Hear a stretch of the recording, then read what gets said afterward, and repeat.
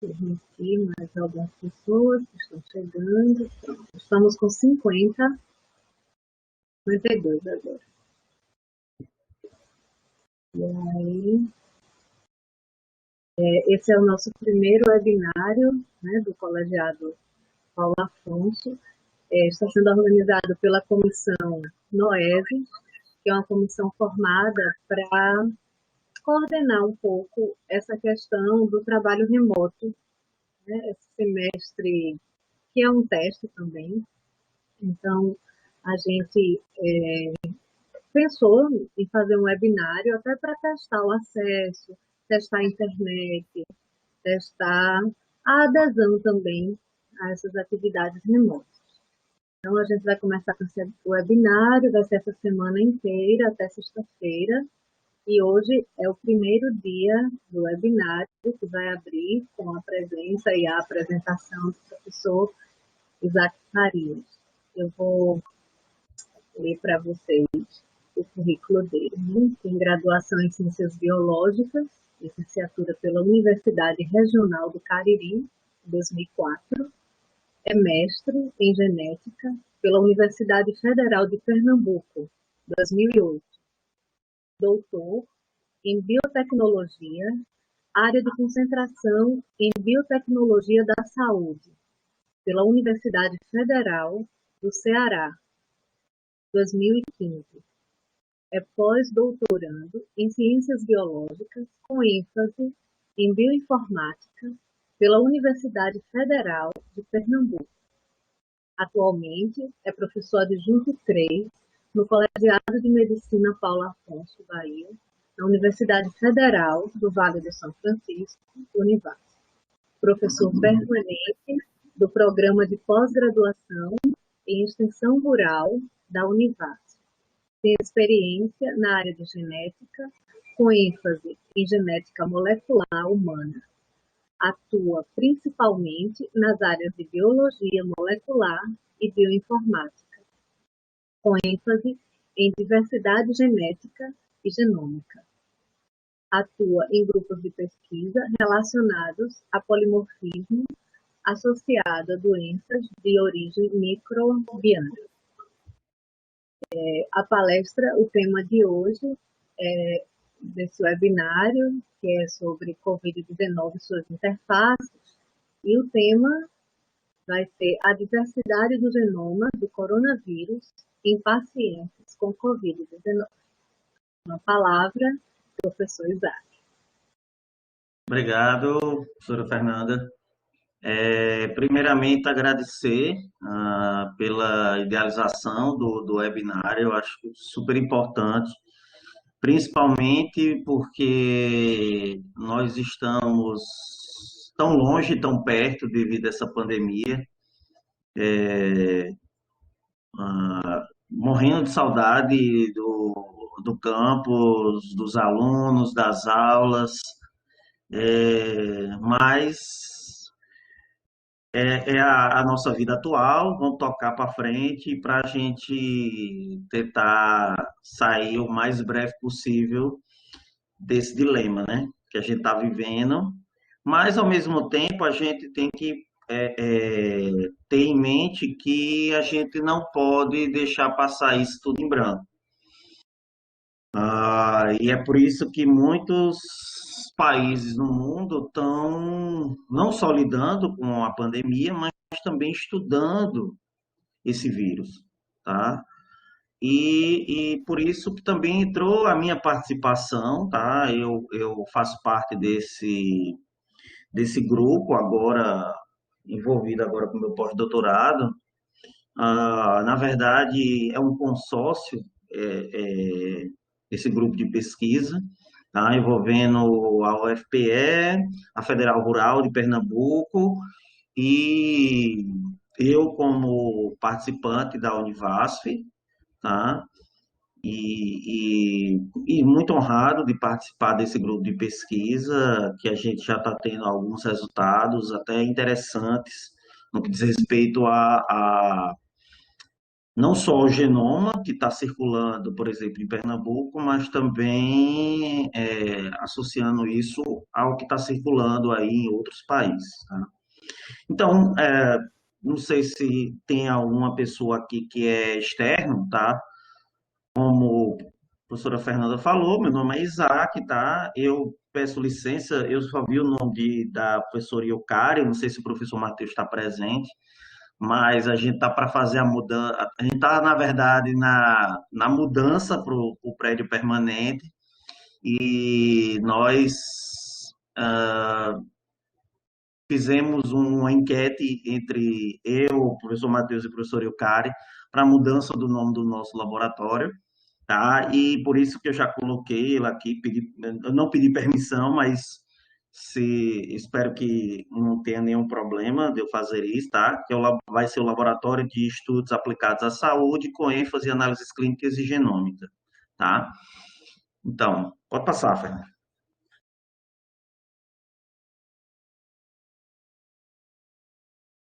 Tá? Então, assim, pessoal, eu vou dar esse é um pouco do script do que a gente vai trabalhar hoje, tá? Eu vou falar muito pouco sobre essa parte epidemiológica da Covid-19, porque eu tenho certeza que os professores que vão estar amanhã vão falar muito sobre essa parte. Então, o que eu vou me ater hoje é basicamente a parte genômica mesmo do vírus e o que é esse vírus tem o que a gente possa estudar, principalmente associado à doença da Covid-19, tá?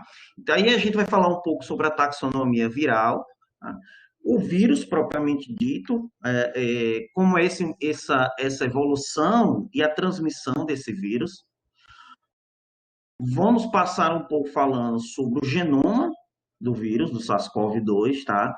E aí a gente vai adentrar falando sobre a diversidade molecular. Então, que fez com que ele se tornasse tão letal, tá? Em detrimento a outros coronavírus humanos. E por último, a gente vai falar um pouco sobre o mecanismo evolutivo associado à doença propriamente dita da Covid-19, tá? Pode passar.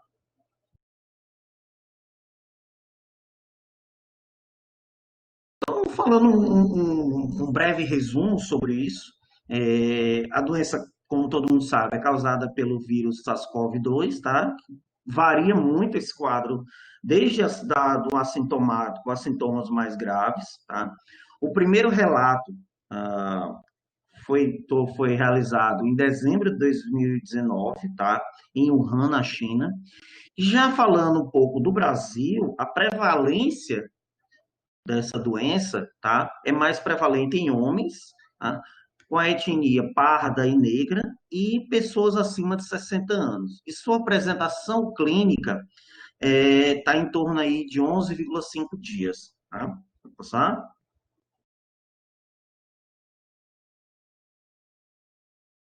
Então, mas como é que a gente pode definir, basicamente, o que que a gente pode ter em relação a entre o SARS-CoV-2 e o Homo sapiens, por exemplo. Então, o genoma do SARS-CoV-2, ele tem em torno de 29.903 bases, tá? Ele é um dos maiores genomas virais. Por exemplo, ele é 2 vezes maior que o vírus da influenza. Só que ele é 100 mil vezes menor do que o genoma humano, tá? Quando a gente compara isso com o nosso genoma, nós temos em torno de 3,5 bilhões de pares de base, em torno aí de 30 mil genes, e desses, 1,5% são genes codificadores, ou seja, são genes que produzem alguma resposta metabólica, tá? Entre esses, 0,5% são elementos regulatórios, que regulam algum produto dentro da nossa maquinaria metabólica, tá bom? Pode passar. Pessoal, se tiver um pouquinho rápido, vocês me avisem que eu vou diminuindo um pouco a minha fala para até que vocês possam entender melhor, tá bom? E quem Outra coisa, quiser ampliar também a tela para ficar maior, eu acho que tem essa possibilidade. Ou só eu que exato. amplio. Eu acho que as pessoas que quiserem podem ampliar nos seus próprios dispositivos. Eu não posso fazer isso agora porque eu estou dando acesso às pessoas que estão chegando, senão eu perco o link de acesso. Mas vocês, se É, quiserem, podem ampliar a tela. Ok. beleza, pessoal. Então, assim, só para lembrar logo, a maioria dos slides, vocês vão ver um QR Code do lado, ao lado direito, como tem nesse slide, tá? Então, se vocês quiserem também, achei interessante esse artigo, vocês vão no aplicativo que vocês têm aí de QR Code, é só colocar aí e que vocês podem acessar esse artigo diretamente, tá? Então, o que a gente pode falar sobre a taxonomia viral? Ele é da família Coronaviride, tá? Da subfamília Orthocoronavirine e possui 4 gêneros. Desses 4 gêneros, alfa, beta, gama e delta, o alfa e o beta, eles são específicos e a maioria deles, quase na totalidade, eles estão presentes acometendo os seres humanos, tá? O gama e o delta é mais proveniente para eles acometem mais os animais, ok? Pode passar. Quando a gente fala um pouco sobre esses gêneros alfa e beta, a gente tem que prestar atenção, principalmente na questão no que se refere a possível ancestralidade, como também as doenças que são associadas a esses vírus. Tá? Principalmente por quê? Porque tanto o alfa quanto o beta, eles estão relacionados, estão associados com doenças respiratórias, que elas podem variar desde leve a uma doença mais grave, como é o do SARS-CoV-2. E qualquer um dessas espécies, elas estão muito atreladas com um grande potencial de transmissão entre essas espécies e os seres humanos. E tem uma rápida adaptação, que a gente chama de spillover, tá? Por quê? Porque essa alta taxa de mutação, que a gente vai ver nos próximos slides, pode também estar associada a uma elevada taxa de recombinação. E isso também está atrelado ao tamanho do genoma. Lembra que eu falei anteriormente que ele tem um dos maiores genomas quando comparado com outros vírus, tá? Pode passar. Quando a gente fala um pouco agora da relação evolutiva, a gente tem que entender que essa relação evolutiva, ela vem desde o processo, quando a gente trabalha desde dos ancestrais desses vírus, tá? Que está muito presente entre os animais. O coronavírus ele está muito prevalente entre os animais, principalmente silvestres. Tá? E um deles mais comum é o morcego. Tá? E dentre as origens desses coronavírus que mais acometeram agora no século XXI, tá? Eles tiveram um poder de transmissibilidade entre outras espécies de mamíferos. Tá? Entre essas outras espécies, eles ficaram como hospedeiro intermediário. Por quê? Porque eles não tinham tanto contato só com essa parte silvestre, mas, ao mesmo tempo, eles tinham contato com os seres humanos. Que, no caso aqui, a gente pode citar, por exemplo, do MERS-CoV, os camelos, tá? Que eles foram colocados como um hospedeiro intermediário para esse tipo de coronavírus. Já SARS-CoV, tá? Lá no início do século, desse século, tá? Teve como hospedeiro intermediário o gato silvestre. Tá? E, por último, e o que está sendo mais estudado e sendo investigado é o pangolim, que daqui a pouco vocês vão ver a foto dele, ele tem uma lembrança do nosso tatu aqui do Nordeste, tá? E ele é muito comum lá na Ásia. E ele tem muito contato com os seres humanos, porque esse mecanismo de transmissão entre o hospedeiro intermediário e nós, seres humanos, isso se deu não só pelo contato, mas também por fluidos e saliva desses animais no contato com os seres humanos, tá? E, além disso, a dieta que é específica também daquela região asiática. Eles utilizam também alguns dos animais silvestres como dieta alimentar. Tá? Pode passar. Quando a gente olha essa questão da linha de transmissão, a gente tem que também se ater não só à linha de transmissão entre hospedeiro primário e intermediário, e o hospedeiro, no caso, o ser humano, mas também qual o receptor viral e qual o receptor do hospedeiro humano que tem uma maior afinidade. E interessante a gente verificar isso, que na maioria deles é o ECA2, tá? Que é a enzima conversora de angiotensina, tá? Principalmente entre o SARS-CoV e o SARS-CoV-2. A diferenciação aqui que a gente tem é o do MERS-CoV, que é o DPP4, tá? Que é outro tipo de receptor.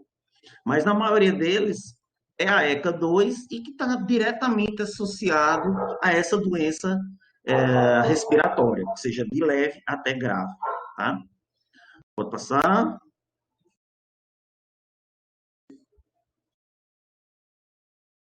Fernanda? Estou tentando.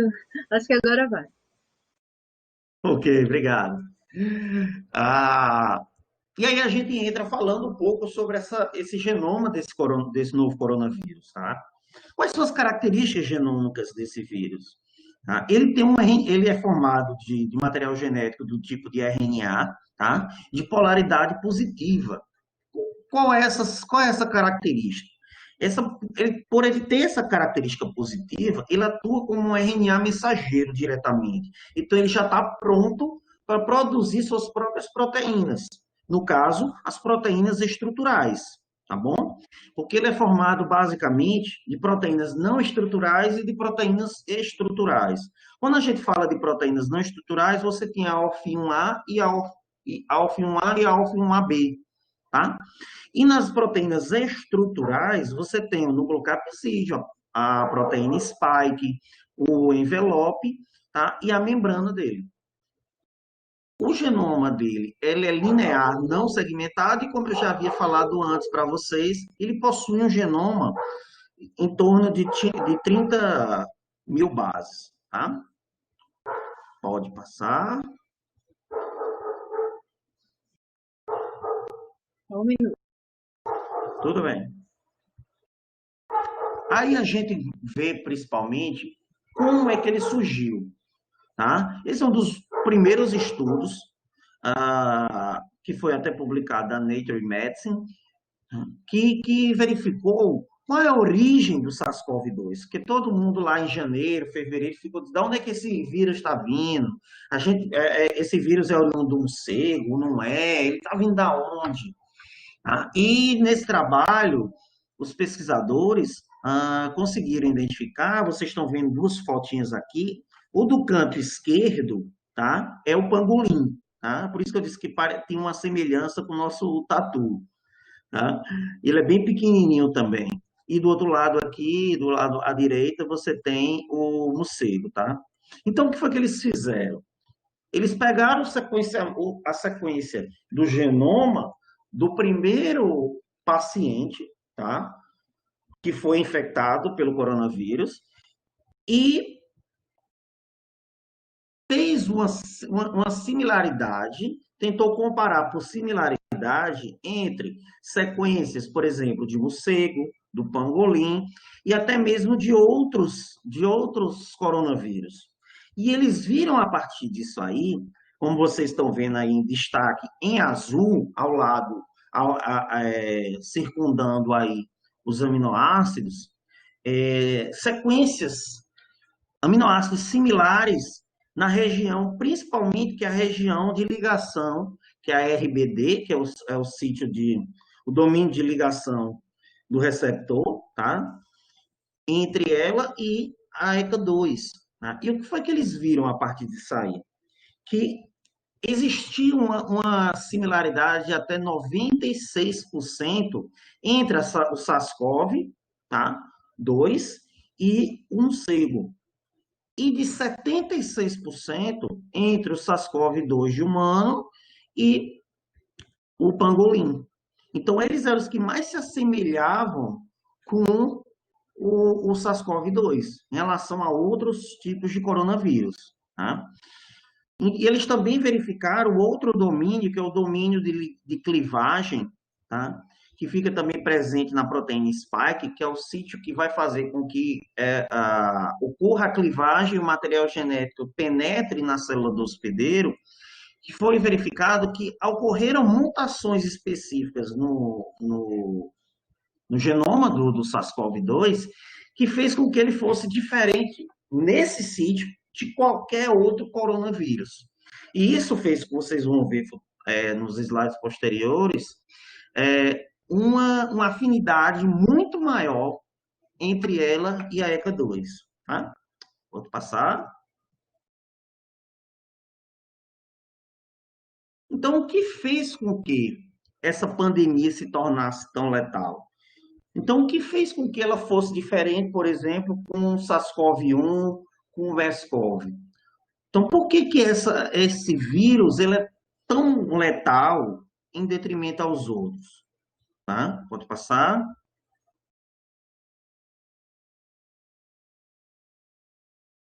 Antes disso, a gente tem que verificar, tem que passar alguma coisa para que vocês possam entender um pouco do que a gente vai discutir futuramente, né, nos próximos slides. Então, por exemplo, a gente tem que entender um pouco o que são variações e o que é que essas variações podem influenciar no processo não só de mudança desse vírus, mas também na mudança de acometimento ao ser humano e a suscetibilidade à doença, tá? A manifestação da doença, melhor dizendo. Então, primeira coisa, a gente tem que entender que a maioria dessas variações são do caso de polimorfismos. O que são polimorfismos? São variações, são alterações que ocorrem no DNA que podem atingir mais de 1% dessa população. Tá? E que essa diversidade ela é chamada de diversidade intraespecífica, ou seja, vai ocorrer dentro da mesma espécie. Isso não só entre o vírus, mas também entre os seres humanos, como a gente vê também isso em outros tipos de patógenos. Tá? Em relação a isso também, a gente tem a diversidade interespecífica. O que essa diversidade pode ter uma mudança, uma variação nucleotídica ou aminoacídica, tá? Que isso está atrelada ao tipo de SNPs que ocorrem. O que são SNPs? São variações de base única, ou seja, dentro do lado gene, eu tenho uma única alteração, e essa alteração vai fazer com que eu altere a matriz de leitura, por exemplo, de uma determinada proteína. Tá? Então, eu tenho dois tipos de SNPs. Aqueles que pertencem a regiões não codificantes, ou seja, a regiões que não produzem proteínas, e as que produzem, são as regiões codificantes. E dentro dessas regiões codificantes, nós temos as mutações ou variações chamadas de sinônimas e não sinônimas. As sinônimas é quando eu mudo uma única base e essa mudança de base, ela não vai alterar a matriz de leitura, não altera em nada. Eu mudo a letra, mas a informação continua sendo a mesma. Já no caso da não sinônima, como o nome já está dizendo, eu mudo a letra e eu mudo a matriz de leitura. Eu mudo a informação que está sendo passada, que ela pode ser passada como missense ou no sense, tá? Que a gente vai ver no próximo slide. Pode passar, você.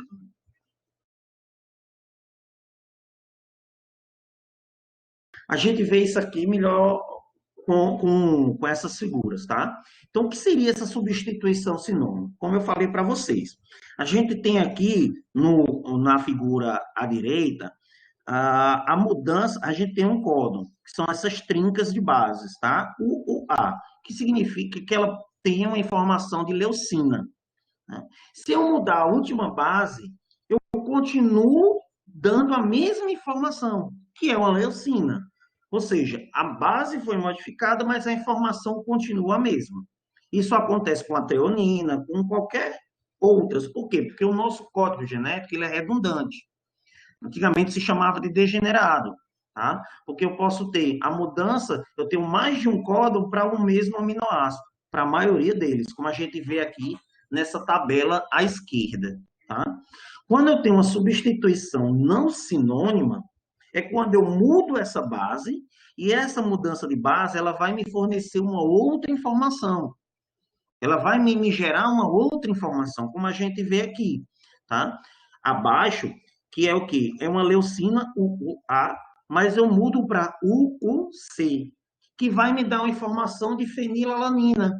Então, eu mudo essa informação, onde essa informação modificada, eu posso alterar o quadro de leitura e, com isso, eu mudo a conformação dessa proteína. Tá?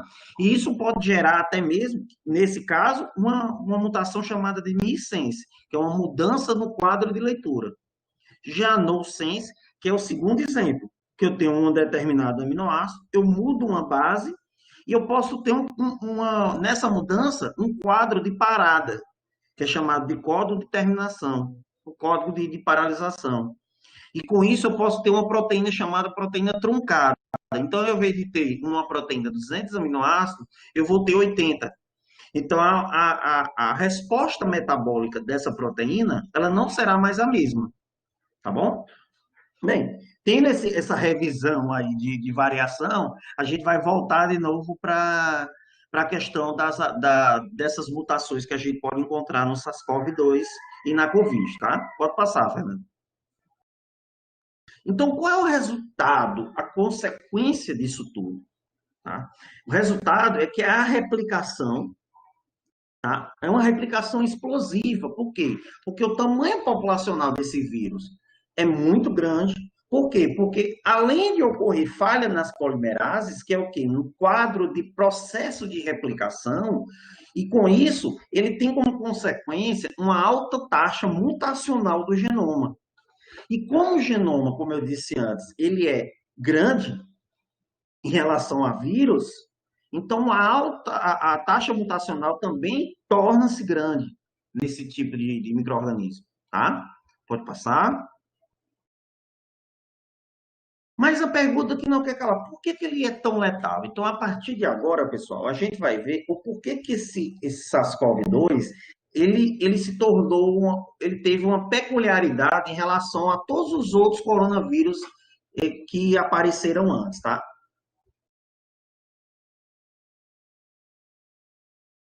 Por exemplo, nesse trabalho, eles analisaram 664 sequências de 4 continentes distintos. Tá? E eles verificaram dentro do genoma do SARS-CoV mudanças não sinônimas, ou seja, aquelas que modificavam o quadro de leitura do vírus.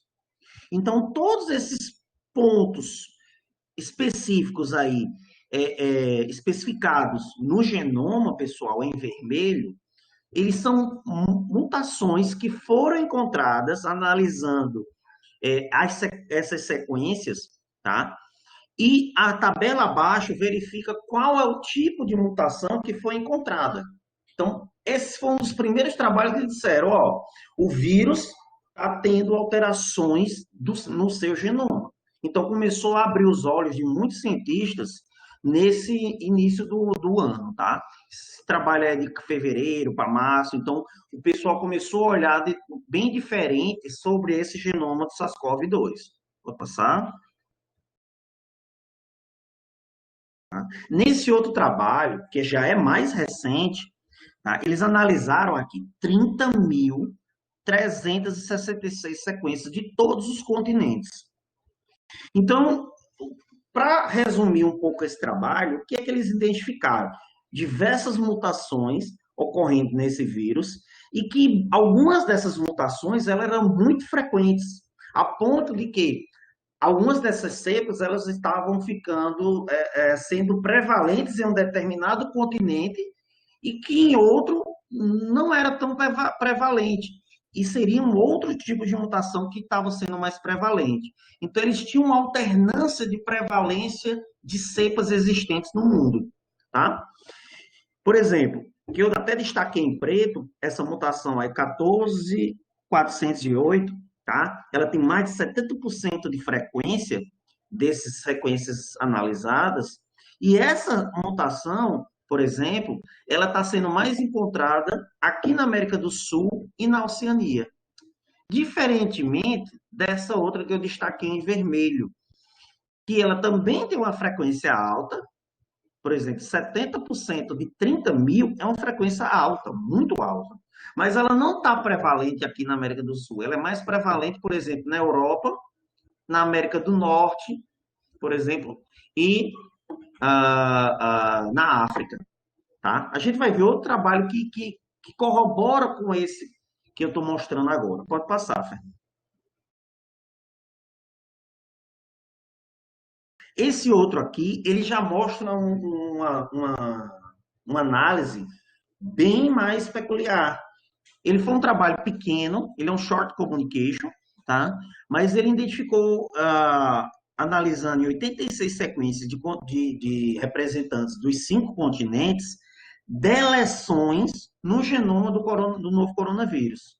E o que é que tem a ver essa deleção? O que é que isso altera? Isso altera em muito, pessoal. Porque se eu tenho uma deleção, uma determinada região do genoma, ou eu posso deixar esse vírus com a menor eficácia de infecção, ou eu posso aumentar esse nível de eficácia com a alteração daquele gene. Tá? Na maioria das vezes, esse efeito de deleção, esse efeito deletério, ele diminui a sua eficácia. Tá?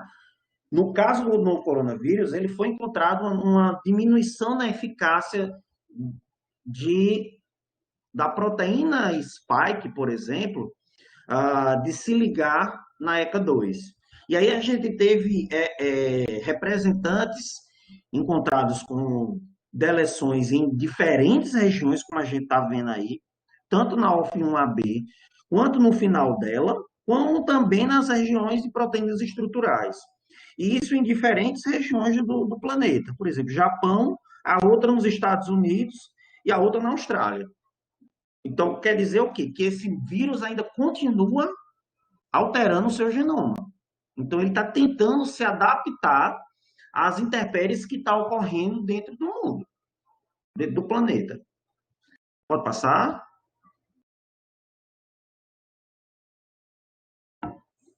Mas e daí? Como é que a gente identifica isso, por exemplo?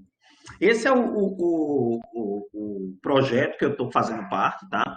Que é a diversidade genômica de pacientes acometidos pela Covid-19 e de cepas de SARS-CoV-2 circulantes no estado do Pernambuco, Brasil. Tá? A gente pega o quê? A gente pega a gente coleta o material das pessoas que foram acometidas com SARS-CoV-2, tá? Com o método SWAB, na maioria das vezes, tá? Sequencia esse material isolado, esse material genético, tá? Dessas pessoas, e também isola o vírus, a gente isola o vírus e isola o material genético do hospedeiro, que é o ser humano, tá? Algumas dessas sequências que a gente tem, a gente já está depositando em bancos de dados, que são esses dois que vocês estão vendo aí, que é o GSED e o GenBank, que é o do NCBI, que vocês utilizam muito, por exemplo, para baixar artigos, que é o do PubMed. Tudo pertence a esse banco de dados público. Tá? E no final, onde a seta está apontando, a gente começa a analisar essas mutações, essas alterações, o que é que a gente pode encontrar nesses genomas sequenciados, por exemplo, aqui no Pernambuco. Tá bom? Pode passar. Esse é o site específico, qualquer um de vocês podem acessar. Tá? Ele é específico para a Covid-19, uma parte dele, claro, né? Um link que tem dentro do site. E qualquer um de vocês pode, basta só se cadastrar, vocês vão ter acesso a todos os dados, tá? E ele é muito importante, ele tem diversas sequências, diversos estudos estruturais, bioquímicos, epidemiológicos, está tudo nesse site, ele é muito bom. Pode passar? Aqui é só como curiosidade para vocês verem como a nossa tecnologia está muito avançada, que, por exemplo, isso aqui é o número de submissões de genomas sequenciados nesse banco de dados do GSED, tá? Em 24 de dezembro, ou seja, lá no Natal de 2019, foi uma sequência, foi um genoma depositado nesse banco de dados. O último dado que eu tenho, que é 20 de agosto, até olhei agora há pouco tempo, ainda continua esse, a gente já tem, ou seja, menos de 8 meses depois, a gente tem 84 mil genomas já sequenciados no mundo todo. Tá? Dentre esses, a gente, no Brasil, pode alguém estar curioso, no Brasil a gente tem em torno de 1.000 genomas. Tá? A gente está muito atrás, por exemplo, de Estados Unidos. Estados Unidos aqui ele conta com quase 50% desse genoma sequenciado. Tá? Pode passar? Aqui é outro site que pode ser muito importante também para vocês possam entender um pouco do fluxo da rota migratória do SARS-CoV-2, que é o Nextstream, traduzindo é próxima cepa, tá? Que não tem só o novo coronavírus, vale salientar. Vocês podem encontrar tanto o novo coronavírus, como vocês encontram ebola, zika, dengue, tuberculose, tem uma porrada lá de patógenos, tá? E que eles identificam, basicamente, a rota migratória, ou seja, de acordo com o número de cepas que são depositadas no GISED, e eles fazem um estudo de análise filogenética em relação a isso. Tá? Eles têm quadro de transmissão, epidemiologia, tem muita coisa. Pode passar? Aqui a gente vê a distribuição geográfica, por exemplo, do SARS-CoV-2, tá? Então, ele faz até um fluxo dinâmico de rota migratória. Então, ele vai desde... Porque, infelizmente, não dá para mostrar vocês aqui ao vivo. Mas eu podia teclar ali no play. Vocês estão vendo aqui no lado esquerdo da tela superior aqui da figura. Eu aperto no play, ele vai desde o começo, lá de Wuhan, e ele vai mostrando aonde está aparecendo as cepas sequenciadamente. Tá? Pode passar.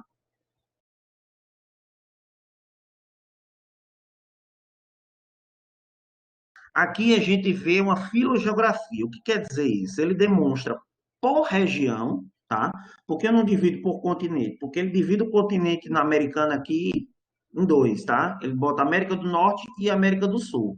Então ele pega por região, tá? E essas regiões ele identifica basicamente aqui a partir do momento que essas cepas são depositadas lá naquele site do GISED.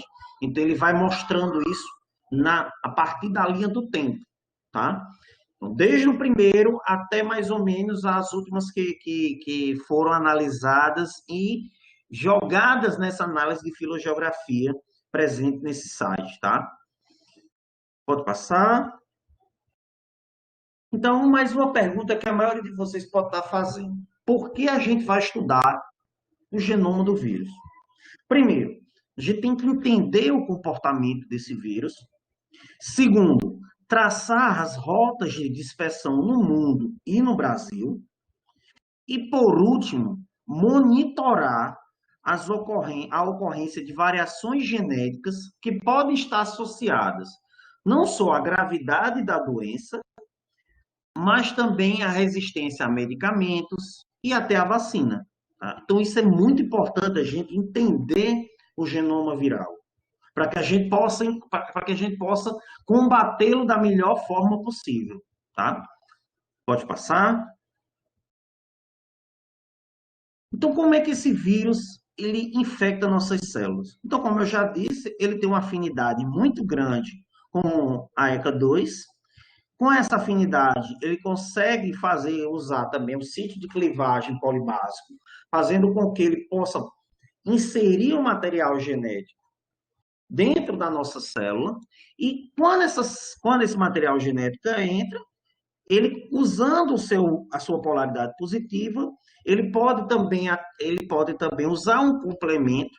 Quando ele usa esse complemento, ele pode ter as duas formas ao mesmo tempo, tanto a positiva quanto a negativa, e ele tem uma rapidez nisso aí, tanto de produzir as proteínas necessárias, que são as proteínas estruturais, como também de replicar o seu material genético.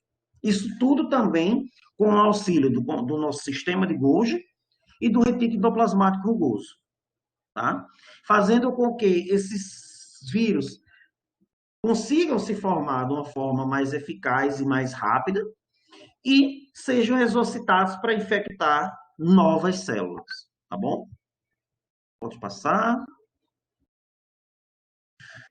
Aí a gente volta um pouco para falar sobre essa questão da associação do genoma do vírus com a Covid-19, tá? Então, esse foi o primeiro trabalho associando a diversidade genômica do vírus com a doença propriamente dita, tá? Esse é um trabalho muito... Esse é o primeiro, na verdade, no final de janeiro, feito lá na China, onde eles pegaram 8 genomas de indivíduos que foram infectados lá no mercado lá de Wuhan. Tá? E fizeram um método comparativo lá também com 20 genomas de controle que tiveram também no mesmo local, mas que não foram infectados pelo vírus. E eles identificaram coisas bem interessantes aqui naquela época, né? O número de mutações encontradas no vírus já era alta naquela época, como a gente pode ver aqui nesse gráfico da letra B, tá? Do item B. Então, em azul, vocês encontram aí as mutações não sinônimas. Então, naquela época, você já encontrava esses fatores bem preponderantes, já desde o início dessa doença, tá?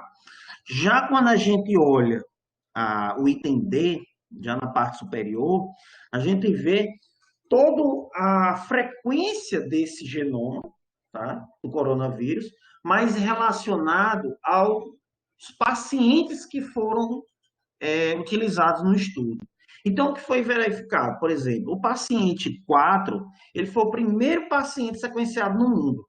Então, ele é o genoma de referência do mundo, tá? Então, se você for lá no GenBank do NCBI, você vai encontrar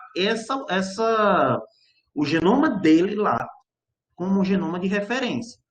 E ele já, naquela época, ele já tinha um poder de frequência, mesmo baixo, mas já existia um poder mutacional. Tá? E os outros, que estavam numa região geográfica próxima, também já foram encontrados com mais mutações do que esse primeiro, em menos de uma semana. Tá? Isso mostra o quê? O poder de mutação desse vírus, principalmente, mas que nesse artigo eles não identificaram, por exemplo, uma evolução da doença, que a gente vai ver em outros artigos aqui que ocorreu isso, tá bom? Pode passar. Então, mais uma coisa que a gente tem que entender, por que o SARS-CoV-1 não causou a pandemia como o SARS-CoV-2?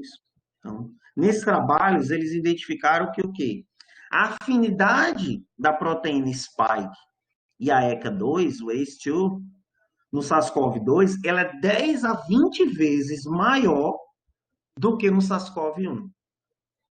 Então, o poder de interação proteína-proteína, ela é muito mais eficaz do que a SARS-CoV-1 com a ECA2.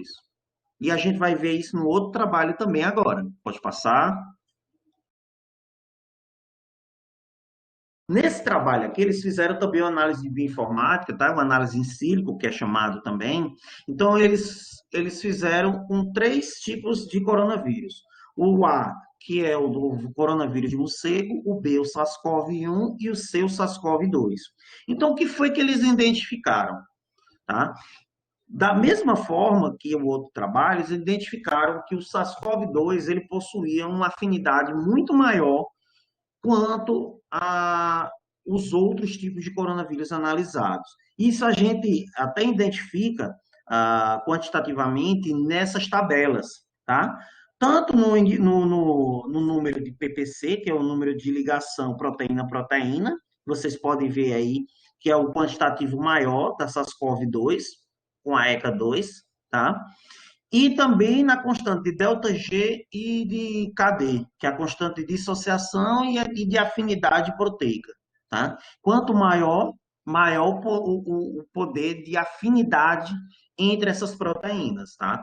E isso eles sugeriram que isso está devido também a 2 mutações encontradas na proteína spike do SARS-CoV-2, na posição 479 e na posição 487. Tá? Pode passar. Esse é um outro trabalho mais recente até, tá? Foi um trabalho belíssimo que eles fizeram, ah, analisando 290 mil genomas, especificado principalmente o genoma o gene da ECA2, tá? Em mais de 400 grupos populacionais. O que foi que eles identificaram? Diversos tipos de mutação na ECA2, tá?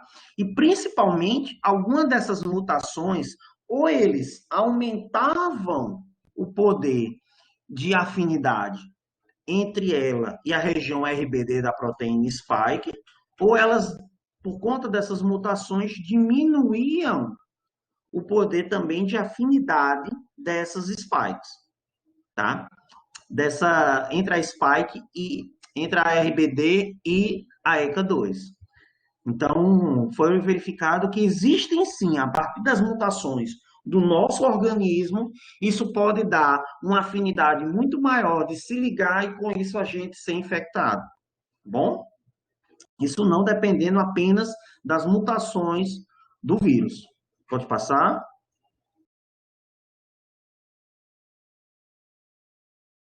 Mas no Brasil, o que foi identificado? Esse foi um dos primeiros trabalhos brasileiros publicado na Science, tá? Entre pesquisadores da USP, Unicamp e de Oxford, tá? Utilizando 427 genomas de coronavírus e entre 21 estados. Tá? Então, eles fizeram também linha do tempo, desde o primeiro surgimento de casos até o primeiro caso de morte, e com isso o segmento até o deadline que eles fizeram de casos, pode passar.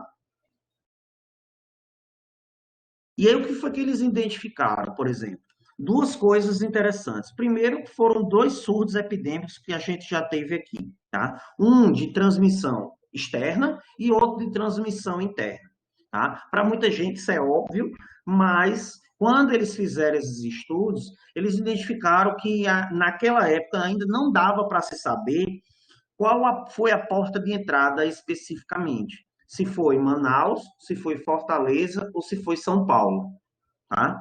Pelos estudos dos genomas sequenciados. Tá? E mesmo tendo essas faixas de genoma, pode passar, eles identificaram por conta de quê? Por conta nesse item A gente vê três clados bem específicos, que mostram, primeiro, o clado 2, que é São Paulo, o clado 1, Fortaleza, e o clado 3, Manaus, naquela época, né, claro. E com isso fez com que a gente conseguisse identificar, não conseguisse, na verdade, identificar quem foi a porta de entrada do vírus aqui no Brasil, tá? A gente está tentando descobrir isso ainda, tá? Até mesmo com nossos dados aqui do Pernambuco, a gente está tentando chegar nesses resultados, a gente já está conseguindo importantes resultados, por exemplo, a gente conseguiu agora essa semana uma mutação que a gente encontrou que não tem em nenhum lugar do mundo, e a gente encontrou aqui no Pernambuco, tá? Então, a gente ainda está nessa busca, tá bom? E eu espero a gente encontrar. Outra coisa desse gráfico, do lado B, à direita, ele mostra esse grau de dispersão e de migração também, onde mostra, por exemplo, desde o surgimento do vírus no Brasil, vindo dessa transmissão externa, ou seja, fora do Brasil, e depois essa disseminação sendo dispersada no nosso país, tá? E depois o pico de transmissão interna muito mais alto, que claro que o de transmissão externa, tá? Pode passar. Aí, esse trabalho conta, para mim, acho que muito interessante, principalmente pelo trabalho que a gente vai seguir agora,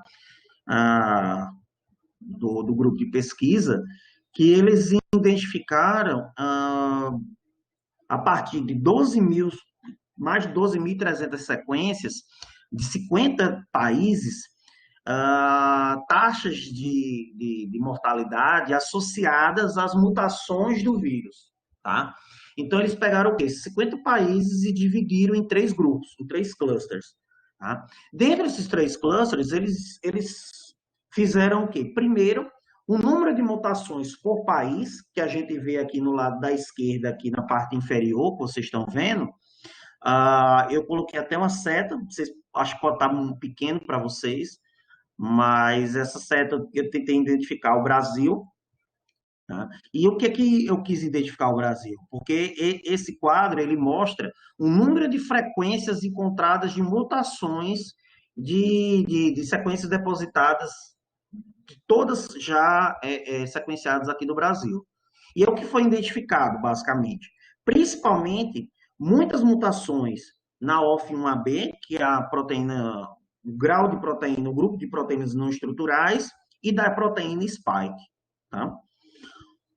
Do outro lado, a gente encontra aqui, eles fizeram associação, como eu já tinha dito, entre as mutações do vírus com as taxas de mortalidade. Tá?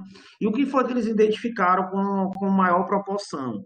Primeiro, essa mutação aí da OF1AB, tá? E isso distribuída por todos os países representados. E aí eu quis destacar também o Brasil. Vocês podem ver tanto essa mutação da OF1AB quanto da proteína spike do lado direito, tanto uma quanto a outra, o número de mutações associado à mortalidade ultrapassa 80%. Tá? Então, o índice de mutação associada a essa mortalidade é muito alto. Tá? Então, a gente tem que ter muito cuidado a entender um pouco esse processo, não só mutacional do vírus, mas também entender o que é que essas mutações estão interferindo no processo de acometimento da doença. Tá? Pode passar.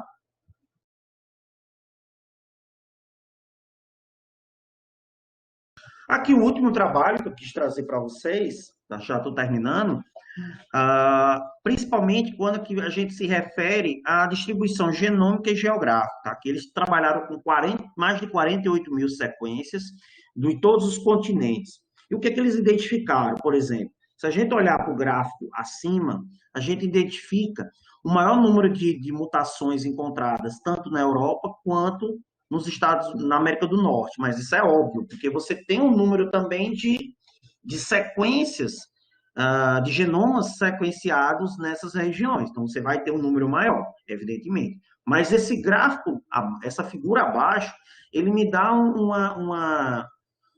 panorama de entender melhor o que está acontecendo. Por exemplo, ele mostra essa figura onde quem está em vermelho, tá? É quando você tem um país que o número de mutações ela é maior do que a média por país no mundo, tá? Diferentemente quem está em azul, que é quem está abaixo da média mundial, tá?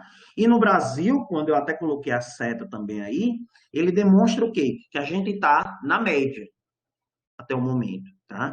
A gente nem está acima, nem está abaixo, tá? Eu também acho que pelo motivo também da gente ter um número muito pequeno de genomas sequenciados, tá? Pode passar. E isso a gente verifica aqui, que, por exemplo, em todos os continentes, o número de mutações encontradas foram do tipo SNP, tá? Pode passar. E aqui é muito interessante da gente verificar isso, porque a gente identifica como é que essas mutações elas estão circulando no mundo. Então, você verifica aqui, que eu coloquei até em cores diferentes. Em vermelho, é um tipo de sequência que é da proteína spike, que ela está com a maior prevalência, tá? Na Europa, como eu tinha falado para vocês antes, na África e na América do Norte. Diferentemente do que a gente encontra, por exemplo, na América do Sul e na Oceania, que é outro tipo de mutação, que é aquela que eu falei para vocês nos slides anteriores, que é o da FIM1AB.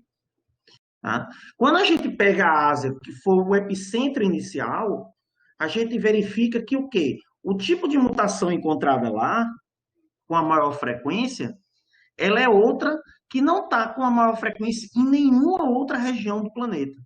Só que as duas próximas mutações são as que são mais prevalentes em todos os outros continentes. Então, isso demonstra o que também? Que essas mutações elas foram aumentando ao longo das suas replicações na distribuição geográfica ao longo do planeta. Tá? Pode passar. E aqui, a última parte desse artigo, quando ele demonstra o número de mutações encontradas em todas as proteínas estruturais, aonde você verifica o quê? Principalmente, o número de mutações em rosa ou em vermelho, tá? São de mutações não sinônimas, ou seja, aquelas que mudam o quadro de leitura. Já em azul são as mutações sinônimas. Então, vocês vejam que a prevalência desses tipos de mutação ao longo do planeta, elas estão se dando nas proteínas estruturais, mais na spike e mais no núcleo capsídeo. Tá? Pode passar.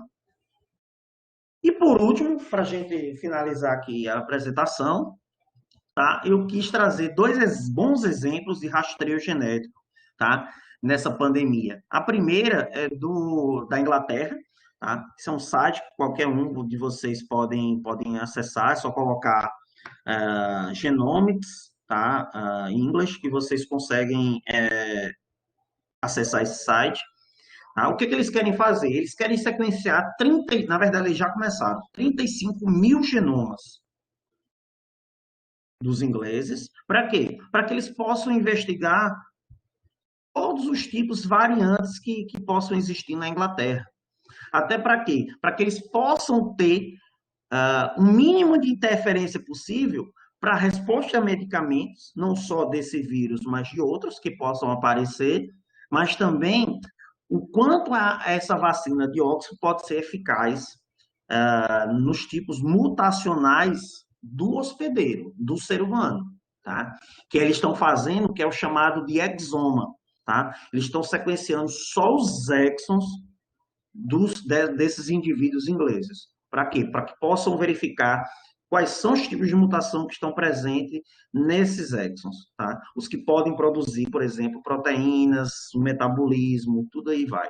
Tá? E o outro é o da Nova Zelândia, que todo mundo falou antes, Nova Zelândia tem isso, tem aquilo outro, foi um dos primeiros países a zerar o número de casos. É um país pequeno, tem cerca de 5 milhões de habitantes, mas a semana passada para cá voltou a ter casos, tá? Internos no país. Então, o que é que eles estão fazendo hoje lá? Então, para eles entenderem melhor também esse genoma, o que é que eles vão fazer? Eles vão sequenciar um genoma, tá? de cada família, tá? Vão selecionar uma pessoa de cada família e vão sequenciar esse genoma, para eles entenderem melhor, desculpe, molecularmente a origem desse surto e também a origem desse vírus no país, para entender, isso é um novo surto ou é uma recidiva do surto anterior? Tá? Então, são coisas bem interessantes e é uma coisa que a gente está atrelado muito, a genômica, hoje, nos países mais desenvolvidos, para entender melhor o comportamento desse vírus e tentar entender melhor como é que nosso corpo entende e consegue também combater esse vírus. Tá? Então, a bioinformática hoje está ajudando muito nesse processo de entendimento, não só do vírus, mas também do arcabouço humano, tá bom? Pode passar. Bem, pessoal, eu vou terminando por aqui, tá? Desculpa eu me alongar um pouco, mas isso eu quis trazer também para que a gente possa dar mais ênfase, principalmente, à nossa ciência, tá? E eu quis trazer até como exemplo essa cientista, a Rosalind Franklin, tá? Que ela é sensacional e ela não foi dada o devido respeito à sua ciência, que se não fosse ela, nem Watts nem Crick tinham ganho o prêmio Nobel lá em 60, tá? Na década de 60. Então, se não fosse ela, se não fosse as difrações do raio-x, não tinha chegado a muitos estudos genéticos que a gente tem hoje, tá? Então, fico por aqui e obrigado por tudo. Parabéns, professor Isaac. Realmente é assim, com muito orgulho que a gente assiste uma exposição, né, nesse nível, com essa profundidade, e saber que no nosso colegiado, que aqui na Univasf, nós temos pesquisadores com essa qualificação. Então, assim, muito obrigada por trazer para a gente, por compartilhar tantas informações importantes para esse momento que a gente está vivendo. Eu gostaria vou abrir a câmera aqui só um minuto. Eu gostaria de saber, com relação a essa questão da mutação, né, do vírus. É verdade que ele faz parte, né, ele é um mutante, como a influenza é um mutante também? Como assim, você quer dizer? Esse vírus, ele vai mudando, assim como o vírus, por exemplo, da gripe, que mudou Entendi. totalmente. Olha, até o momento, a gente não vê uma mutação tão rápida como, por exemplo, a gente encontra, por exemplo, nos vírus da gripe, tá? Mas ele tá se modificando. Ele está se modificando. Por exemplo, se você identificar as primeiras cepas que foram lá da China e pegar as cepas provenientes do Brasil, elas são diferentes, quase totalmente diferentes. Não quer dizer assim, um é X, a outra é Y, não. Mas, por exemplo, principalmente regiões específicas, por exemplo, da spike, do núcleo capsídeo e da OF1AB, elas têm pontos de alteração genética desse vírus que a gente precisa ter muito cuidado quando está se analisando. Por exemplo, a gente encontrou, como eu já tinha dito, a gente encontrou uma mutação num vírus circulando aqui no Pernambuco, que essa mutação ela não foi detectada em nenhum outro lugar do mundo. E olha que a gente passou já de 100 mil artigos só com o coronavírus. Então a gente analisou e já tentou encontrar essa mutação e não tem. Então, assim, você imagina, isso só no Pernambuco, você imagina num país continental desse como é o Brasil. A miscigenação que a gente tem, poucos países no mundo também a gente encontra. Poucos países. E a forma como o povo está lidando hoje com a pandemia, que assim, parece que a pandemia já acabou, é outra forma também da gente estar lidando com essa mutação. Porque o vírus está circulando ainda. O vírus existe. Por mais que o povo não queira que exista, mas ele existe. Ele está circulando. Tá? O problema é esse vírus que a gente está encontrando, por exemplo. A gente está analisando sequências desde Petrolina até Recife. Então, a gente está pegando genomas de diferentes pontos do Pernambuco. Estou falando do Pernambuco, que é o que eu estou mais é, é, estudando agora no momento. Mas, por exemplo, se a gente pegar a Bahia é muito maior do que o Pernambuco. A gente vai encontrar também coisas bem peculiares. Então, assim, o que eu posso dizer para responder a sua pergunta, por exemplo? Eu acho que o que a gente está encontrando com esse vírus, por mais que a gente diga, não, o platô está caindo, isso está melhorando, ou isso, aquilo, outro, no Brasil está muito obscuro as coisas. O vírus, a cada dia que passa, a gente vai conhecendo mais. Por exemplo, agora mesmo, do mês passado para cá, a gente começou a desvendar casos de reinfecção. Então, anteriormente, a gente pensava, não, pegou, já não vai passar um tempo imune ao vírus. Hoje, eu já não digo a mesma coisa. A gente tem a nossa colega aí, professora Ilkari, que ela pode até falar melhor sobre isso, mas o que eu posso dizer é que a imunogenética do indivíduo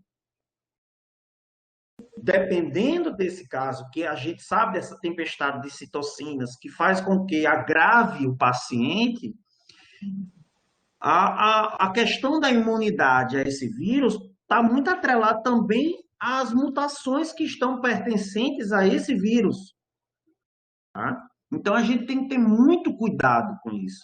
Por exemplo, a paciente que foi encontrada no Brasil, isso foi um pouco mais de um mês depois.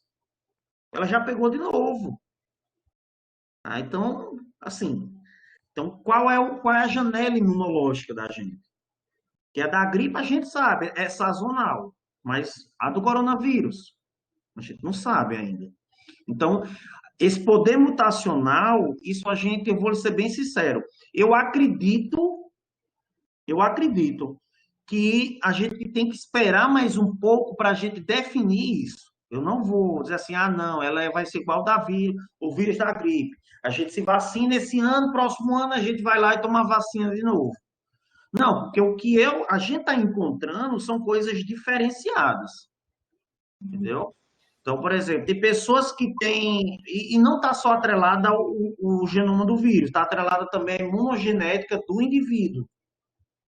Então, a gente tem que ter um pouco de cuidado, mas acredito eu que está muito mais atrelado ao poder mutacional do vírus do que ao próprio indivíduo, porque ele tem um poder mutacional muito grande mesmo. Mas a resposta do indivíduo também conta demais. Tem alguém que tem pergunta aí? Tem bastante parabenização, né? O pessoal falando que foi ótimo, agradecendo muito, me parabenizando pelas colocações também, agradecendo ao professor, maravilhosa explicação. Obrigada, professor, excelente palestra. E aí, tem uma pergunta de, de Igor, deixa eu ver aqui. Eu Eu tenho posso uma falar, dúvida, professora? mas não falou aí.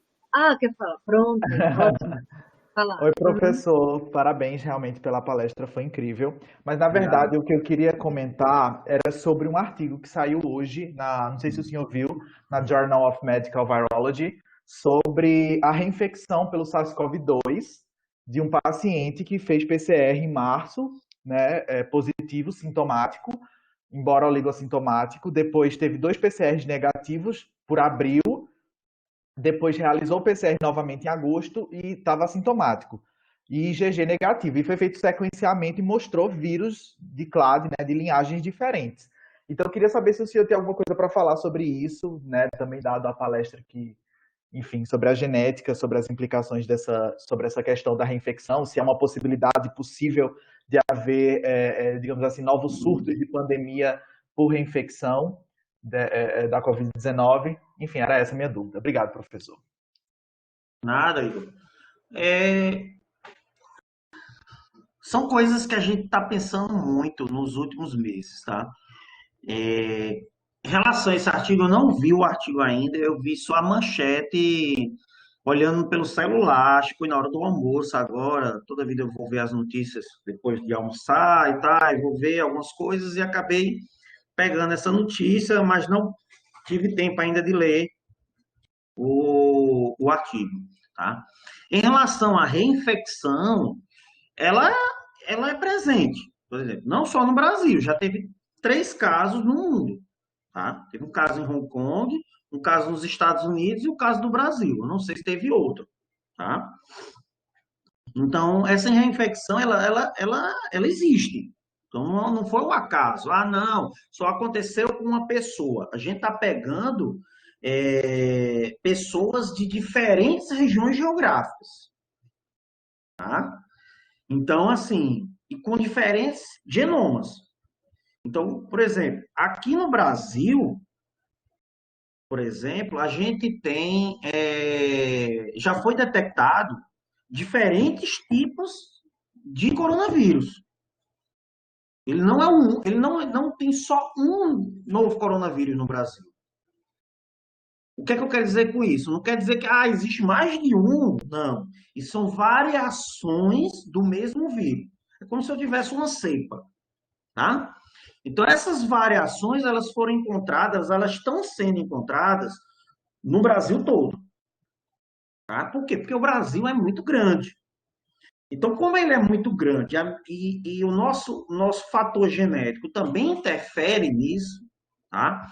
E o poder migratório também da gente, e por nós não termos um nível de cuidado quanto ao vírus, isso também favorece a mutação do vírus, tá? Ontem estava se falando, acho que foi no Fantástico, sobre o processo de que é a imunidade de rebanho, né, que é a imunidade coletiva, que estavam falando sobre isso. Tem que ter muito cuidado. Então, assim, às vezes a gente fala uma coisa e amanhã a gente já muda, tá? Por quê? Porque é um vírus que a gente já conhecia, porque o coronavírus já existia, só que é um vírus que ele apareceu e ele ainda está se moldando. Ele está se moldando de acordo com o que a gente faz.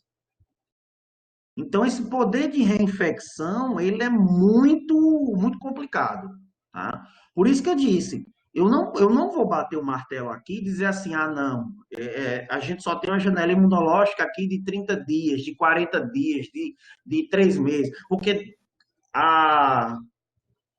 em agosto, acho que foi em junho ou foi julho, saiu um artigo numa revista, não lembro qual agora, que dizia que nossa janela imunológica era de 90 dias. E aí vem esses 3 casos de reinfecção. E aí? O que a gente vai fazer?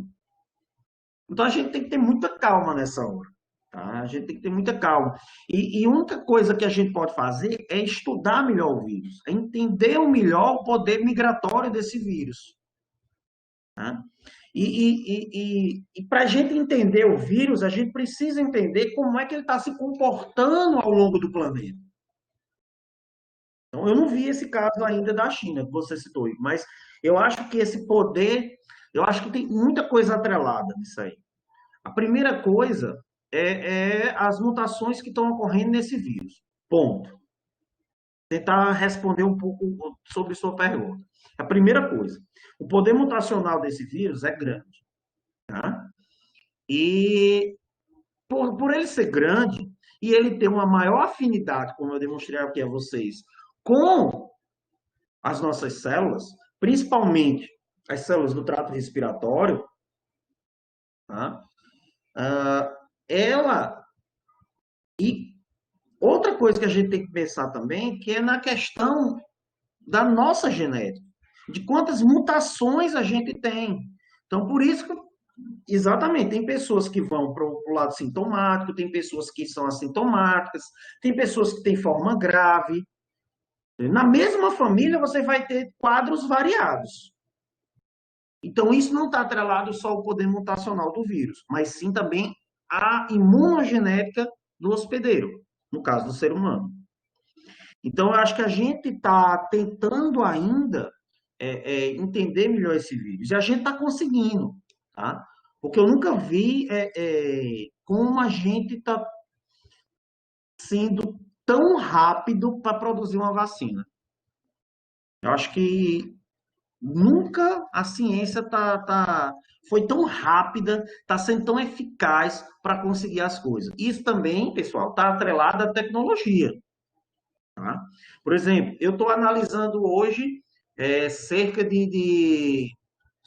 até agora a gente já tem 100 genomas do Pernambuco, mas a gente quer chegar a 300 genomas analisados. Esses 300 genomas, isso vão ser 300 genomas do vírus e 300 genomas de hospedeiro, do paciente. Então, a gente vai analisar 600 genomas só do Pernambuco. Tá? Se a gente for pegar, como eu mostrei a você, a gente tem 84 mil genomas. Então, a tecnologia hoje está ajudando muito a nosso processo. A bioinformática, eu estou apaixonado pela bioinformática, então, assim, ela está ajudando muito a entender melhor o vírus. Porque a gente, a partir das ferramentas computacionais, a gente consegue entender o que é que está acontecendo no cerne não só do vírus, mas também do ser humano. Então, sem a tecnologia também, a gente não chegaria ao ponto que a gente está chegando hoje. Mas acho que tá bom, que já estou fugindo da tua pergunta. Mais alguma Tem, pergunta, pessoal? tem um comentário aqui da professora Lucari. Gostaria de falar, professora, sobre o comentário? Fez algum? Ela diz que, inclusive, na leptospirose, as mutações encontradas no genoma bacteriano estão associadas à gravidade da forma clínica. Deixa eu voltar aqui para E o genoma viral e o background dos hospedeiros são a chave para compreender melhor a doença. Porque essa última colocação foi em relação à Covid-19. Deixa eu ver. Genoma viral e background dos hospedeiros são a chave para compreender melhor essa doença. Uhum. Nessa sala, nós estamos com 70 usuários, mas a palestra está sendo transmitida e tem outras pessoas, além dessas que aparecem aqui, desses 70 usuários, porque aqui só mostra o nome de até 75, mas a palestra está sendo transmitida também. E aí o pessoal também estava querendo saber qual a perspectiva das pesquisas nessa área e falar um pouquinho do que a sua pesquisa trata, o que você tem feito, assim, falar sobre a área. Deixa eu só falar um pouco dessa de Yukari, que o Yukari fez uma questão muito legal. Cara, a gente tá. Eu acho que tem muita coisa mesmo para se estudar quando a gente vê a gravidade da forma clínica, tá? O que é que a gente está fazendo agora? A gente está primeiro pegando a parte viral. Então, a gente tá tentando entender primeiro o comportamento do vírus no Pernambuco, tá? Então, essa primeira parte, ela é muito específica do que a gente está querendo entender sobre o vírus, tá? A segunda parte, que ela já está, todo material que é coletado, ele é coletado tanto por vírus, como eu disse, quanto para o hospedeiro, quanto para o ser humano. Então, a gente está tentando entender primeiro o vírus, a gente já está discutindo, acho que já começou uma reunião que eu ia participar, mas eu já tinha avisado o pessoal que eu não podia. Ah, então, por quê? Porque a gente já tem muita coisa sobre o comportamento do vírus, mas a gente está tentando entender melhor ainda, porque o que a gente tem, por exemplo, até agora, são genomas de Pernambuco e Caruaru, foram os que chegaram até agora. Ainda falta chegar o do Sertão, do Pernambuco, tá? Outra parte do Agreste também que falta chegar, porque quem tá disponibilizando para a gente é o LACEN, em Pernambuco. Então, eles precisam fazer essas coletas para que a gente possa pegar lá e possa fazer toda a parte, sequenciamento e análise bioinformática, tá? Então, mas eu acho que a gente precisa ter essa interface entre o genoma do vírus e o hospedeiro, no caso aí o ser humano, porque senão a gente não vai nunca chegar, a gente vai ficar batendo uma porta e a outra vai estar aberta. A gente vai fechar a outra e a outra vai voltar a ficar aberta. Então, para a gente fechar as duas, a gente precisa entender como fechar as duas. Tá? Eu não sei se eu respondi o que você estava colocando. Tá? Tinha outra aqui, foi de Juan. Tá? Foi identificada alguma relação com o clima do lugar e as mutações que ocorrem. Não, Juan, não tem muita coisa não. O que se fala é que o vírus gosta mais de frio, mas, sinceramente, eu não concordo muito com isso não, tá? Porque a gente já saiu do inverno, foi para o verão, e agora a Nova Zelândia voltou a ter caso, a Europa voltou a ter caso, então, assim, não tem muita interferência climática não, tá? Como o influenza, como outros vírus, tá? Gripais, por exemplo. Não sei se eu consegui responder a você, mas eu, na minha visão, eu acho que não tem muita interferência com o clima, não, tá? Pode até ser que eu mude de ideia com alguns outros estudos, mas até agora é mais o achismo do que notação científica mesmo, tá? Pode falar, Fernanda.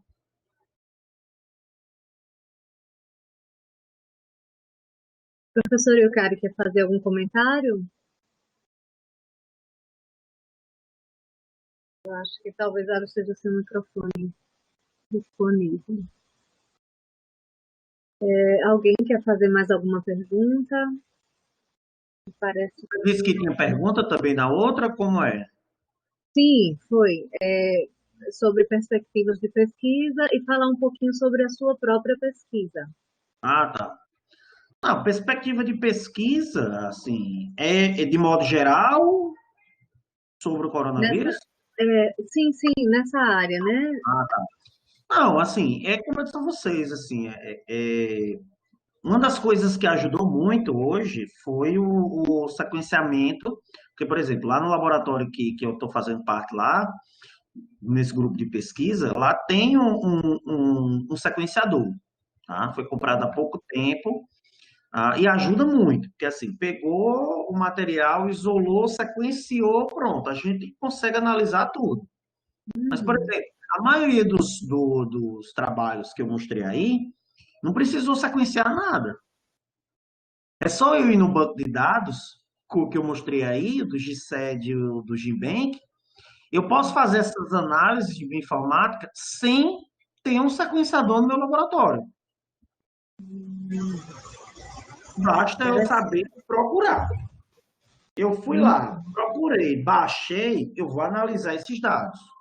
Então, por exemplo, aqueles que têm 40 e tantas mil sequências, mesmo ele sequenciou isso tudo? Não. Ele pegou e baixou Hum. no seu computador, entendeu? E teve que analisar todos esses dados. Por exemplo, a gente está fazendo análise agora de mais de 30 mil sequências ao redor do mundo, tá? Contando com as do Brasil, claro. E está conseguindo fazer as análises todas, tá? Então, o que está ajudando é isso, a tecnologia, o sequenciamento se tornou muito barato. Por exemplo, há 10 anos, o sequenciar o genoma humano era milhões de dólares, tá? Hoje é US$ 1.000 sequenciar o genoma humano. E durava uma semana há 10 anos. Hoje dura 2 horas para sequenciar o genoma humano. 2 horas. Então é muito rápido. Tá? Claro, você tendo a tecnologia, você tendo tudo, tudo se torna mais facilitado. Agora, a tecnologia está ajudando muito, tudo, em tudo. Então, tudo que a gente está tendo, por exemplo, de coronavírus, ah, ajuda muito em relação não só a nível de artigos, tá? Mas principalmente a nível mesmo de análise, de estudos. Então a gente tem que entender que, que, que tudo se torna fácil quando a gente quer também. Por exemplo, agora eu fui fazer uma busca aqui rápida sobre coronavírus, só usando o termo IMESH, né, que é um tipo de análise no NCBI. Já está chegando quase 50 mil artigos. A gente tem nem 8 meses dessa pandemia.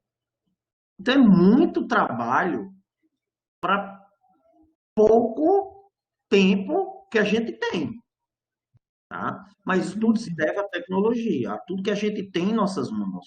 Felizmente, o nosso Brasil ainda está meio que tentando engatinhar, tá?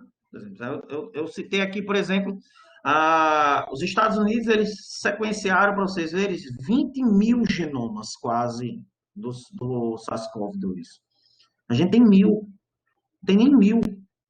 Quer dizer, eu não olhei hoje, mas até sexta tinha 800. É muito pouco para a gente entender o que está acontecendo no Brasil. Tá? Então, a gente tem que correr atrás, a gente está correndo atrás. Tá? Em relação ao meu projeto, O que a gente está tentando fazer é como o próprio título diz lá, entendeu? Assim, eu estou tentando identificar genomicamente o que é que está acontecendo no Pernambuco. Eu estou fazendo um trabalho específico.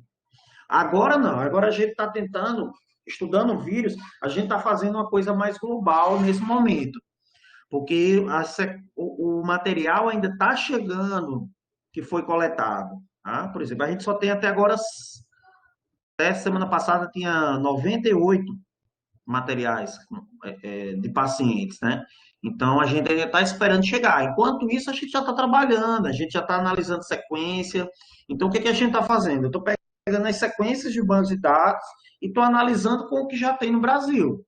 Isso basta ter um computador, internet e entender um pouco dos softwares, entendeu?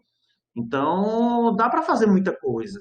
Então, a gente primeiro está tentando entender o vírus. Então, o que é que a gente está querendo fazer? Entender qual é o comportamento do vírus no Pernambuco. Qual foi a rota migratória no Pernambuco, por exemplo? Dá para a gente conseguir isso? A gente vai tentar. Mas, por exemplo, quais são os tipos de cepas que a gente está encontrando no Pernambuco? Entendendo? Isso com o sequenciamento desses genomas virais, a gente vai conseguir chegar. Tá? E depois dessa primeira parte, a gente está querendo terminar isso até outubro, novembro, a gente vai para o exoma, que é o sequenciamento dos pacientes, que também a cada momento está chegando. Então a gente vai pegar e vai entender a relação desse vírus no paciente. Então vai entender, existe alguma mutação que está aumentando o grau de severidade desse paciente ao contato com o vírus ou não? Primeira coisa que a gente tem que saber. Segundo, o grau de evolução do vírus está atrelado também ao grau de evolução da sintomatologia do paciente ou não? Então, são aquelas rotas migratórias que a gente estava falando, entendeu? Dá para a gente fazer tudo isso, tá? Por exemplo, eu tenho que estudar agora, por exemplo, todo o genoma que está sendo agora mais sequenciado ainda, o ECA2, o DPP4, que é outra proteína. Então, são proteínas que estão ligadas diretamente à afinidade com o vírus.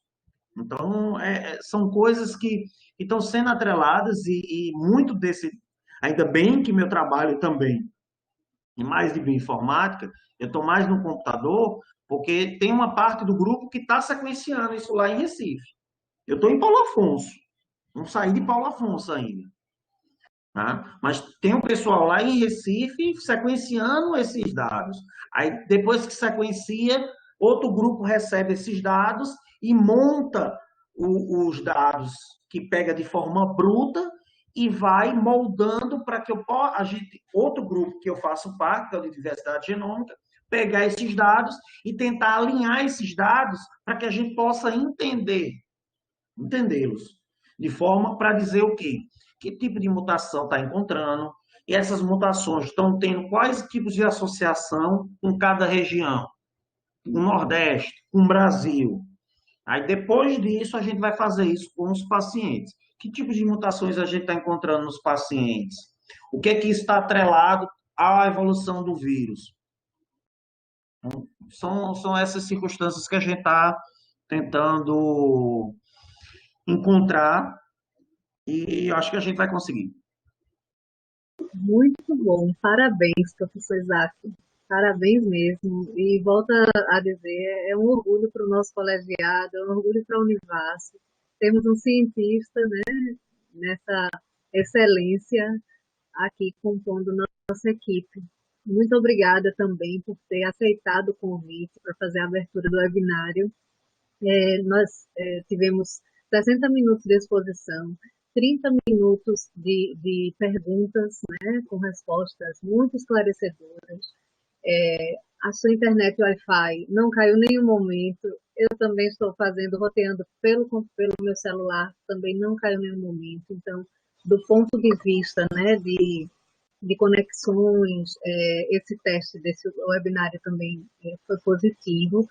Nós nos assustamos um pouquinho quando a sala lotou 75 e não conseguiam mais entrar, mas aí eu consegui fazer uma transmissão, liberei o link e aí mais de 75 pessoas estão assistindo o webinário.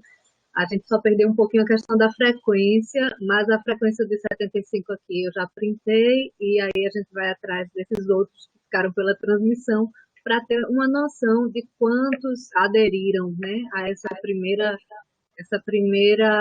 transmissão do webinário sobre Covid-19 e suas interfaces. Muito obrigada, professor Isaac, muito obrigada por sua contribuição. É muito esclarecedor, né? Um mistério que a gente está vivenciando com essa nova doença, né? Com esse vírus. E realmente o X da questão está aí, é ir lá no genoma, conhecer melhor, fazer esse diagnóstico para a gente poder enfrentar essa situação. Muito obrigada e, mais uma vez, parabéns, muita gente parabenizando sua palestra. Então, estamos realmente muito satisfeitos, né, tanto com a sua exposição, quanto com a sua forma segura de responder os questionamentos. Parabéns, parabéns mesmo. Obrigado, obrigado. Parabenizar todo mundo também. Eu acho que isso é uma forma muito boa de conectar ainda mais a ciência no colegiado, que é um colegiado que, principalmente os alunos, são muito fincados com essa questão de participar de projetos. Eu acho que a gente é um privilegiado de estar num colegiado desse, onde tem professores e alunos com muita vontade de aprender.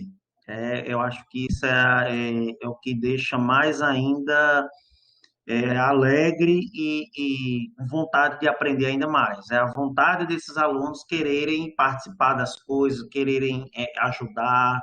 Eu acho isso super importante e denota que a gente está indo num caminho muito bom, tá? Eu acho que só é ruim uma coisa, eu fico querendo passar os slides e não consigo. Parece que você está com as mãos cortadas. Mas tudo bem, sem problema. Pelo menos assim, como eu digo, como você disse, foi muito bom, não teve nenhum problema, nenhuma interferência, tá? Quem Professor, quiser entrar em contato comigo, o meu e-mail isso, tá aí, vou pedir tá? também. Uhum. É só entrar em contato eu posso estar demorando um pouquinho agora, porque as análises estão correndo, mas a gente tá conseguindo resolver tudo, tá bom? Muito obrigado pelos agradecimentos também. E vamos tocar porque a gente tem que trabalhar, tem que fazer ciência. A gente tem que fazer ciência nesse país. Pois muito obrigada por seu empenho, muito obrigada pelo profissional, pelo cientista, pelo professor, né, pelo excelente palestrante. E o professor Davi está aqui desejando sucesso, né, no seu pós-doutorado. E nós só Valeu, temos a Davizão. agradecer. Com Valeu. Um abraço para todo mundo, tá? Que saudade. um Tchauzinho. abraço, Um obrigada por abraço a todos. Boa noite. boa noite.